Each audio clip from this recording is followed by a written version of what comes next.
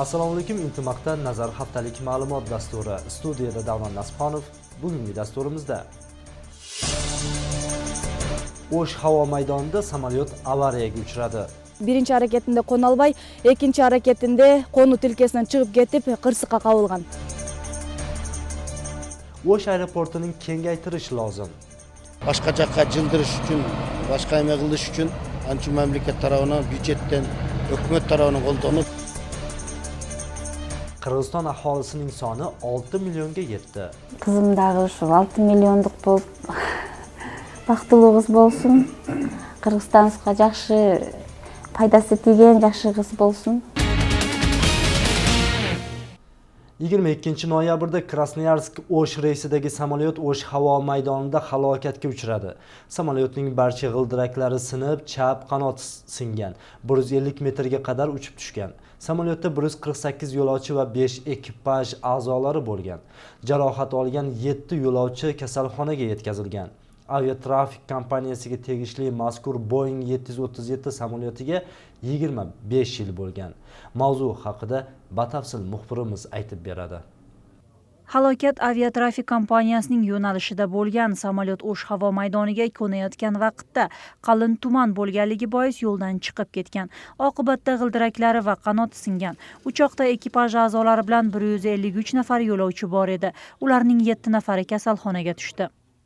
Tөгілді ояқ-бұяқ мұндаяқтағы қанаттары бірдекеге тиіп, қайра ұшып көтерілді. Шыққаннан кейін қорқтық, осы малдам қорқтық. Қайра дағы келіп қонып, қайра дағы ұшып шығып, қайра 5 минут 10 минут ұшықты осы еді. Дағы қайра келіп осы жерге дағы түсті да. Шекараға түсті, қайқы туман. Самолеттен талаға түсті. Таладан мұндай самолеттен түсіп, бар жоқ туман екен ат. 5 метрден жол көрінбей тұрды бізге. Балдар алып қашты біздің ар жаққа. Барды өзді. Енді соңдарды алып қашты, балалар қашты. Шүйіп кетіп барды, өлі тақал, жүріп кетіп барды, тарақтап. Бұл жерге барып тоқтады да. Түскенін білес, тарақтап. Бақырдық, ояқ-бұяқ болды, адам балдар мына аяқтағы ешіктері бар екен. Ашып бірдекен таштағанда сыйған жоқ. Түшіп, осы жақтан неме қылды да.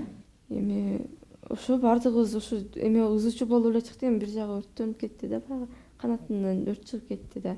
Биз эмеден чыктык да, ошо эменин запасной ишиги болот го самолеттун.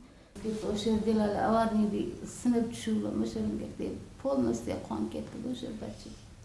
Бар жогум кон болуп, аварийлер бар ошо жерде, өдөдөгө. Ошо сразу сынып түшүп, ошо жерим жаап таштады. Sizge al жерден birinci qanday жардам көрсөтүлдү? Ого толго şu ançadan keyin skoriy keldi, biroq o'sha yerda zelenka tekkizib, ichine bin qo'yib, nima qilib qo'ydi. Qo'rqinchda qo'rqqanda ne bo'lganini bilmay qoldik. Men bar jo'g'im qon, bolalar churqab kelib, bar jo'g'im jug'ishdi, ejab keyin betingizma yarim polni qon bo'lib ketdi. Shifoxonaga tushganlarning 2 nafari og'ir jarohat olgan, biri boshidan va ikkinchisi beli singan. Biroq homilador ekanini O'sh viloyat kasalxonasidan bildirishdi. 7 бейтаптың бардығы, башынан көрінше мұнда айтқанда сотрясение менен белі қайрылып, ұшып менен қайрылғанда, башымда айтқанда чайқалып, сотрясение головна мост деп қойды. Чем берки 5-10 қарағанда өкі ор, бір бейтаптың компрессионный перелом тела деп қойды, белінен жарақат алған. Ошол бейтап Халида нежекен, белі сынғандан, ал бейтап жатады. Qo'sh bo'yli ayoldan biri beytap bor. Sidiqova Indira деген ekan. 15 necha bo'lgan ekan, bo'yinda bor. Al ejenindagi boshi chayqalgan, alдағы belki 5 beytap qaraganda alda or. Al ejadagi konsultat qilib ginekologga jo'natsак, al jaqdan ko'rinib keldi. Biroq ichinde balasi yaxshi ekan. O'ziga tartdik. Uchoq halokatga uchragani bois O'sh havo maydonida qatnovlar to'xtatildi. O'sha vaqtda yo'lovchilar qachon uchishni bilmay turishdi. Aeroport rahbariyati uchishning qayta faoliyatini qachon boshlashi bo'yicha ma'lumot bermadi. Moskvaga. Ertaga soat 6:30da ketmegile, mana zadержка bo'ldi, ketib qoldi, kunashib ketdi, qo'stan uchirib qoldi. Ketpeydi deymiz, turamiz. Biletingizlerdi qanday qilindi o'tasizlar? Biletimizni qarab turamiz, qanday qilishni umid qilib turamiz, uchirib qolardi. Sizlarga hozir qanday ma'lumot beradi? Mazmuncha ma'lumot bildik, 5 kishi zadержкада turibdi. tushirib atasizlar biz? Tushirib atamiz. 5 деп таблодан көрсөтүп койгон. Биякта бардыгы эле рейстер 5 деп турат. Анан бияктан авиакассадан сурасак, болду бүгүн вообще учпайсыңар деп атат. Эртеңден учасыңар. Түнкү рейстер дагы болбойт деп атат. Азыр эми биз Бишкекке барып эмеге кетишибиз керек эле, Казакстангачы. Эми бияктан такси заказ кылып эле кетебиз деп атабыз, сүйлөшүп туруп таксини сабакчы. Аяк жактагы агайларга да звонок. Гостиницада сүйлөшүп койгонбуз да Казакстандачы. Бүгүн саат 8де бүгүн күнүбүз күйүп кетет. Эми биякта эме деп атпайбы? Ушундай болуп калды деп. Биз сураштырдык, интернет ачып окудук, ана мына кылсак. Жанагы адамдары жакшы экен, ошо адамдар жакшы болсунчу. Калганы эмес. Сиздер бул жактан өздөрү айтпады, кырсык болгон? Жок, кырсык болгон жок, эч ким айткан жок. Бизге айтканы ошол эртең менен туманга байланыштуу уча албай сабыз рейстер токтотулат 1 саатка деди. 1 сааттан кийин саат 5ке калтырылды деди баардык рейс. Ошо бойдон сыртка кууп чыкты. Турадымы? Эртең менен саат 9:30 бери турабыз. Бишкекке учмакпыз. Биз группа, тем более 10 киши актерлор бул жакка гастролдук турне менен келген болчубуз. Ошо. Halokat bois yopilgan aeroport 12 soatdan keyin ishlay boshladi. Hozircha O'sh havo maydonining vakillari rasmiy ma'lumot bermadi. Halokat sabablarini tekshirish bo'yicha hukumat komissiya tuzildi. Halokatning ertasi kuni Bosh prokuratura O'sh havo maydonidagi voqeaning yangi tafsilotlari bo'yicha ma'lumot tarqatdi. Unda samolyotning birinchi dvigateli va gidrotizimi 3000 metr balandlikda uchayotganda ishlamay qolgani aytilgan. Shu sabab samolyot komandiri O'sh aeroportiga halokatli qo'nishga majbur bo'lgan. Hozirda samolyotning 2 qora qutisi olinib, tergov tadbirining rejasi tuzildi. O'sh aeroportida 3-bor shu kabi halokatning yuz berishidan so'ng ekspertlar aeroportga qo'shimcha yo'l qurish ehtiyoji borligini aytishmoqda. Batafsil navbatdagi lavhada. O'sh xalqaro aeroportida samolyot halokatining birinchisi emas. Bunga qadar halokat 3-bor ro'yxatga olindi. 2011-yili tuman sababli samolyot yo'lkadan chiqib ketib, qanoti singan va ag'darilgan. Ikkinchisi esa joriy yilning mart oyida uchish va qo'nish yo'lagining tozalanmagani sababidan samolyot yo'ldan chiqib ketgan. Kechagi halokat ham samolyotning yo'ldan chiqib ketishi oqibatida yuz berdi. Har 3 halokatga ham yo'lning torligi sabab bo'lgan deydi mutaxassislar. Бүгүнкү күндө полосанын кеңдиги международный стандартка жооп берет. 2600 2800 бизден дополнительный полоса курулуш керек. Бир эле азыр бизде учуп кону Ош эл аралык аэропортунда бир эле полоса бар да. Бир 2 самолет катар келсе баягы улам баягы кичине самолет аэропорттун кичинекей. Ал үчүн мамлекеттик өкмөттүк деңгээлде иштеп аэропорттун полосасына да бир полоса кошуу боюнча иштесе болот. O'sh havo maydonining torligi sabab ko'chirish masalasi joriy yilning 26-sentyabrida hukumatning to'liq tarkibining O'sh shahrida o'tgan ko'chma yig'inida ko'rib chiqilgan edi. Yig'inga havo maydonining aholi yashagan hududdan tashqari kengroq hududga joylashtirish masalasi aytilgan. Mazkur loyihani ishga oshirishni 2017-yilning strategik rejasiga kirgizish rejalashtirilgan. O'sh shahrining aeroportun el aralык iri tranzitlik тоомдун деңгээлине чыгаруу максатында модернизациялоо маанилүү элемент болуп эсептелет. Бул боюнча атайын чечим бар. Буюрса келечекте жаңы аэропорт курулат. Xalqaro andoza bo'yicha havo maydonining kengligi 50 gektar bo'lishi kerak. O'sh aeroportining maydoni esa 20 gektar atrofida. Shu sabab qo'shimcha uchish va qo'nish liniyasini ochish imkonsiz. Baya bizdiki өтө чоң аэропорт болгон мен пока буну мамлекет башка жакка жылдырыш үчүн, башка эме кылыш үчүн анча мамлекет тарабынан бюджеттен, өкмөт тарабынан колдонуп аэропорт жагын чоңойтса болот. Только акча жагы гана проблема. O'sh xalqaro havo maydonining aerovokzalini ham kengaytirish lozim. Bu masala hukumat darajasida ko'rilishi kerak. Buning uchun davlatdan katta miqdorda mablag' sarflanishi kerak deydi mutaxassislar. O'tayotgan hafta Qirg'iziston aholisining soni rasmiy turda 6 million deb e'lon qilindi. Qirg'izistonliklarni sevintirgan qiz harbiy xizmatchi Almas Qo'joshev oilasining vakili bo'lib 3 kg 870 gram vaznda yorug' dunyoni ko'rdi. Hozir ona va bolaning ahvoli yaxshi ekanligi aytilmoqda. Qirg'iziston Respublikasi prezidenti Almazbek Atambayev chaqaloq ota-onasini tabriklab, qizga uzoq umr tiladi.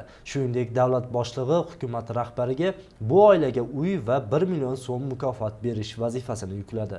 Shu bilan birga ayni vaqtda tug'ilgan 10 chaqaloq oilasiga 100 ming so'mdan bo'lib berish haqida ham buyruq berdi. 6 millioninchi qirg'izistonlik bilan muxbirimiz tanishtiradi. Qirg'izistonning 6 millionchi fuqarosini rasmiylar e'lon qilishdi. Национальный статистический комитет сообщает следующее. По расчетам Улуттук статистикалык комитет төмөндөгүлөрдү маалымдайт. Эсеп боюнча 2015-жылдын 25 ноябрында саат 18:00 Кыргызстандын жарандарынын саны 6 миллионго жетти. 17 часов 10 минут по 18 часов 15 минут 25 ноября 2015 года. Белгиленген убакытта Ош шаарында областной төрөтүүндө Белекова Рахат Арапаевна кыз төрөдү, салмагы 3 килограмм 870 грамм. Саат 18:12-де. Кыргызстанда 6 миллионунчу төрөлдү. Анын апасы Рахат эже бул кызматын президент коюп берсе деп атат. Baxtli go'dakning onasi Rahat Belekovaning ahvoli yaxshi. Uni Osh oblastlari birlashgan klinik kasalxonasining tug'ruq statsionarida maxsus xonaga yotqizishgan. Shifokorlar onani tinimsiz nazorat qilishmoqda. Аябай бактылуумун. Эне болгон бул өзүнчө бир бакыт. Кыргызстанга, ушу Кыргызстаныбыз өнүгүп, тынч болсун. Ушу тынч каалайм, тынчтык болсун. Кызым дагы ушу 6 миллиондук болуп бактылуу кыз болсун. Кыргызстаныбызга жакшы пайдасы тийген жакшы кыз болсун. 6 millionchi qirg'izistonlik qiz oilada 6-chi farzand bo'ldi. Bu vaqtgacha ota-onasi 2 qiz, 3 o'g'ilni tarbiyalab kelgan. Qizning dadasi harbiy xizmat xodimi Milliy gvardiyada ishlaydi. Lekin biz borganda Almas Qo'joshev xizmatda bo'lganligi sabab uchrasha olmadik. Ularning xususiy uyi yo'q edi. Ularga yaqinda xizmat uyi berilishi kerak. Endi Qirg'iziston aholisi kutayotgan qizning oilasiga bir uy bilan birga 1 million so'm berilishi ko'zlanmoqda. Rahat Belekovadan olinuvchi mablag'ni nimalarga sarflash haqida so'rab ko'rdik. Men hozir чын айтканда мындай жакшы деле мындай ишенип ишенбей мындай эме болуп атам да ошого азыр. Кызым 6 миллиондук болуптур деп эле сүйүнүп атам мындай. Эми ал ар бир боло албайт да. Эми бактылуу кыз болсун деп ошого эле эме кылып атам да. 6 millionchi qirg'izistonlikning doyasi Suyumqan Bekmuratova bo'ldi. Эже dedi, мен мурункуларым баат эле төрөчүмүн. Мунун чөтө бир аз эме башкача болуп атат деген ушундай эме болду бул аялда дагычы. Ыйлап төрөдү, 3 килограмм 870 грамм болду, 16-12-де төрөдү. Убакыт саатын делечи. Эч кандай биз жанагындай кошумча жардам берген жокпуз. Кудайдын берген оң жолу менен төрөдү өзүчү. Tabriklash uchun rahbarlar birining ortidan biri kela boshlashdi. Birinchilardan bo'lib, oblast kasalxonasining rahbari Shairbek Sulaymanov keldi.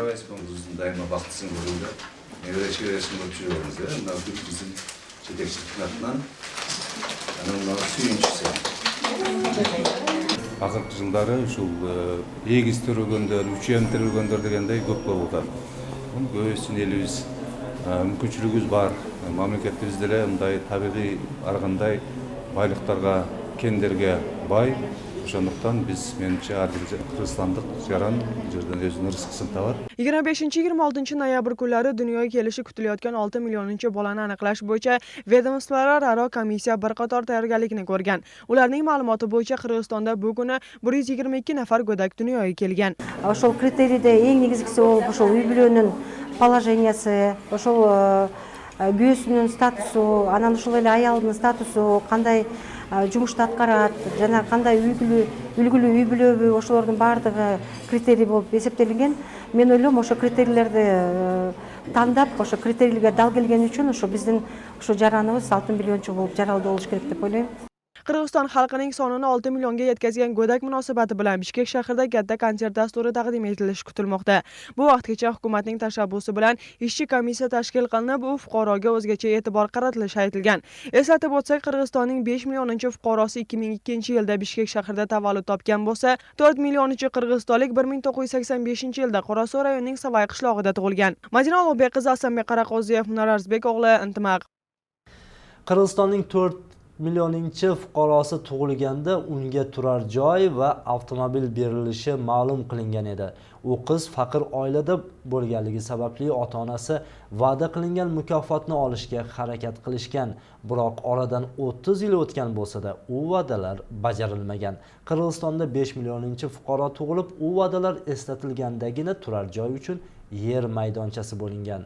Qirg'izistonning 4-millioninchi fuqarosi ayni vaqtda qanday hayot kechirayotgani haqida muxbirimiz ma'lum qiladi. Qirg'izistonning 4 millioninchi fuqarosi Qanike Gayipova 1985-yilning 27-mayida Qorasuvning Savay qishlog'ida dunyoga kelgan. 30 yoshdagi qahramonimizning hozirgi vaqtda 3 qizi bor. Yashash sharoiti o'rtacha, umr yo'ldoshi bilan birga yashayotgan 10 yil mobaynida o'z uylarini qurishga imkoni bo'lmagan. Shu sabab ota-onasi bilan birga turishadi. Unga turar joy va avtomashina berilishi aytilgan, lekin berilgan va'dalarning biri ham amalga oshmagan. Oradan 17 yil o'tgandan keyin aniqroq aytganda 2002-yilda muxbirlarning aralashishi bilan hukumatdan 6 sotiq yer uchastkasi ajratilgan. Shuningdek, O'sh shahridagi tibbiyot kollejiga budjet asosida o'qishga kirgan. Palanchaning qizi shunday 4 million jol to'lgan, buga mashina berген, uy berген, hozirдағы mashina beriptir, uy beriptir deshedi. O'zim turali shunday so'z olgan, biroq chiqpay ketaverim. O'sha bir marshrutda ketadi deb o'qibchi, qo'shnilardan deb olgan o'sha so'zni. Buga mashina berген, rasa bayып жашатат hozir deshedi. Chiqpay anani deb qo'yam. Biroq unday hech nima yo'q, o'zim ele. Qanike Gayipovani yorug' dunyoga olib kelgan Turdiqan Soltoyeva qizning Qirg'izistonning 4 millioninchi fuqarosi bo'lib dunyoga kelganini eshitganda juda suyungan. Sababi yashash sharoiti nochor bo'lganligi sabab yordam beriladi deb umid qilgan, lekin ko'plab to'siqlar paydo bo'ldi. 5 millionchi to'ralgandan keyinchi emne berdi, ne qildi, so'radi da shunday.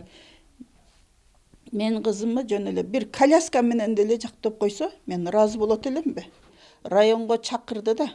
Ana barsam, ne berdi, sağam ne berdi deb so'raydi da. Falan berdi, tukun berdi, yo'q, bergen yo'q desem, oşondo da qalseje barıp qalgan ekan. Sen nege gelesin bir yerge deb turib meni tepkişten türtüp yurgende.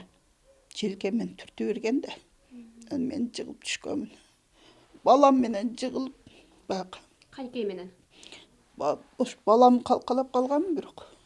Savay qishloq hukumatidan bildirishganda Qanike Gayipovaga yordam berib kelinadi. Hozirgi vaqtda ham yordam berish davom etmoqda ekan.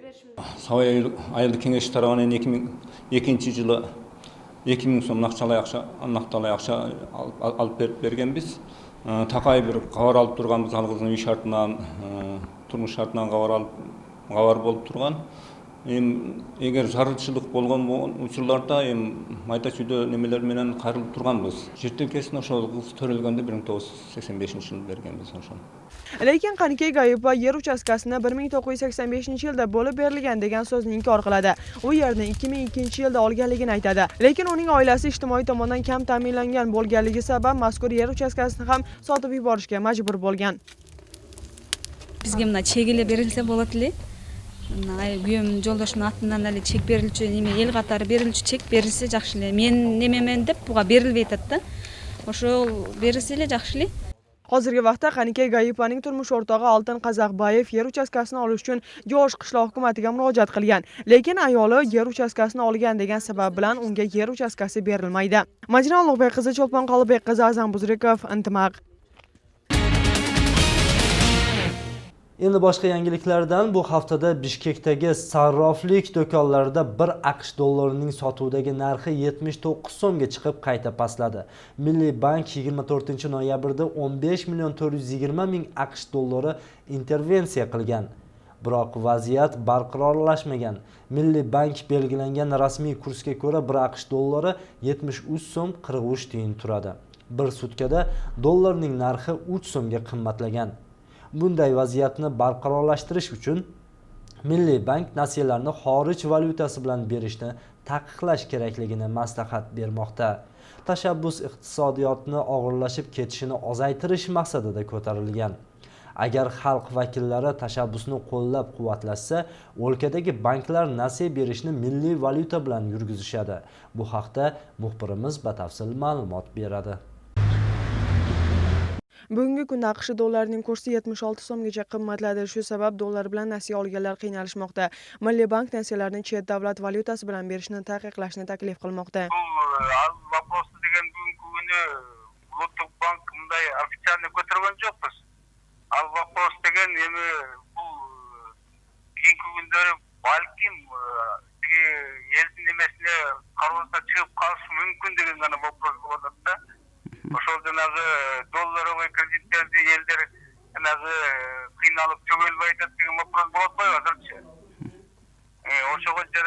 деген жанагы банктарга жанагы ошол доллардын ордуна сомдуу кредит берүү боюнча гана маселе. Адамдар bir som менен алса жакшы болот эле. Азыр доллар көтөрүлүп кетип түшүнбөй атат дагы. Баягындай болуп атат да. Адамдарчы ошо түшүнбөй атат. Анан көрө bir som менен алып, som менен берсе жакшы болот эле. Men oyum ушул. Bu taklif amalga oshsa so'mning narxi qimmatlashi mumkin, lekin tijoriy banklarning kapitallari chet davlat valyutasi bilan bo'lganligi sabab barchasini so'mga almashtirish murakkab. Shuningdek, mazkur jarayon ko'p vaqtni talab qiladi, deydi bank vakillari. Эгерде Кыргызстанда жалаң эле башка чет өлкөлүк валюталар колдонулбай, национальный сомубуз колдоно турган болсо, бир четинен биздин оюбузда сом күч алат деп ойлойбуз да, сом күч алат деп. Кыйынчылык жактары коммерциялык банктардын чогултулган депозиттери, определенный суммалары бул валютада чогултулган да. Ошол валютаны кайра сомго айландырып, элге кредит катары берерде, сомго айландырганда бул курсовая разница чыгат дагы, сомдун проценттин ставкасы кичине көтөрүлүшү ыктымал да. Tahlilchilarning so'zlariga ko'ra, Milliy bankning bu qadamlari oddiy aholiga foydasini ko'rsatishi mumkin, lekin dollarning qimmatlashi Milliy bankning strategik siyosatining kuchsizligidan xabar bermoqda. Albatta, bag'il xalqimizga az da bo'lsa bir jengillik bo'luvi degan so'z. Biroq Uluttuk bank abdan ko'p kechikdi deb o'ylayman. Sebab deganda, mana ko'pdan beri diversifikatsiya qilib kelayotadi Uluttuk valyutaga bag'i tushib ketdi degan tarzda. Biroq qanchalik mana 32 million dollarni bir 10 kunning ichida diversifikatsiya qilib rынокка chiqardi. Biroq жетишерлик деңгээлде эффект болгон натыйжа берген жок. Davlatimizda AQSh dollarining kursi har kunda qimmatlamoqda. Bir kunda 2 so'mgacha qimmatladi. Bishkek shahrida pul almashtirish joylarida bir AQSh dollari 76 so'm bo'lsa, Milliy bank rasmiy kursini 73 so'm 43 tiyin deb aniqladi. Mazkur narx yana ko'tarilishi aytilmoqda. Majnun Ulug'bek qizi Nurg'azi Joynaqov, Jirg'al Abdujalil o'g'li Intimaq. Hukumat boshlig'i Temur Sariyev tadbirkorlarga imkoniyatlar yaratish va investitsiya muhitini yaxshilash bo'yicha barcha harakatlar amalga oshirilishini bildirgan. Bu tarmoqda o'lka hududidagi tadbirkorlarga yordam ko'rsatilib, tadbirkorlikni amalga oshirish uchun barcha imkoniyatlar yaratilmoqda. Masalan, oz foizdagi nasiyalar berilmoqda hamda qo'shimcha narx soliqlaridan ozod etilmoqda. Bu harakatlar investitsiya muhitini yaxshilashga shart tuza oladimi? Bu haqda muxbirimiz hikoya qiladi. Tadbirkorlikka sharoit yaratish va investitsiya muhitini yaxshilash uchun qishloq xo'jalik mahsulotlarini qayta ishlab chiqargan ishxonalarga qo'shimcha narx solig'i bo'yicha imtiyozlarning vaqti uzartildi. Shuningdek, lizing kompaniyalari narx solig'i, foyda solig'i va sotuvdan tushgan soliqlardan ozod qilindi. Bundan tashqari hisobot topshirishda ham yengilliklar berildi. Bularni biz 3-kvartaldan boshlab mizam chiqqan may ayında, ошол 2015-жылы. Ошол мыйзамдын негизинде ишкерликтерди колдоо боюнча ачып берилип аткан отчет декларацияларды булар кварталдаштыруу, төлөмдөрдү ошо менен кварталдаштыруу. Lekin xalqaro bozorda narxlarning pastlab ketganligi sabab qishloq xo'jaligidagi yetishtirish ishlari sustlashib ketgan. Natijada O'sh shahridagi tamaki va paxtani qayta ishlab chiqaruvchi ishxonalar ziyonga uchrab, ko'pchiligi tadbirkorligini to'xtatgan. Qirg'iziston Yevrosiyo iqtisodiy ittifoqiga a'zo bo'lganligi sabab bugungi kunda mazkur ittifoqqa a'zo davlatlar bilan savdo ishlarini jonlanish aytilmoqda. Uning asosida yengil sanoat ishxonalarida qayta ishga tushirish masalasi ham hal etilishi kutilmoqda. Oblastda 8, kebir mezgilda 10 ga yaqin ishxona to'xtab turadi. Alar ham birinchidan negizi paxta zavodlari, paxtani qayta ishlatish zavodlari, tamaki qayta ishlatuvchi O'shdubekdagi bu yil ko'lam ozligidan. O'shundan biz o'shul kelarki yilga yangi struktura tuzish bo'yicha yangi bir bugun o'shul boji birimdagi territoriyasida yaxshi o'tuvchi ekinlarni egu bo'yicha sunishlarimizni bugun dehqonlarga berib o'tamiz. Shu bilan birga tadbirkorlikka to'sqinlik qilgan turli byurokratiya to'siqlari ozaytirilib, oshkora tekshiruvlar qisqartirildi. Yangi sanoat va qayta ishlatish yo'nalishidagi tadbirkorlarga arzonlatilgan ustamadagi nasiyalar berilmoqda. Бұл nasiyalar өндіру бағытында ishlab жатқан ishchilarga жабдууларды алууга жана күнөскана куруга берилет. Андыктан ishchilar азыркы учурда ishlab жатқан болсо, бул насияны максаттуу пайдаланыш керек болот. nasiya alуу менен бирге күрөө коюлушу керек болот.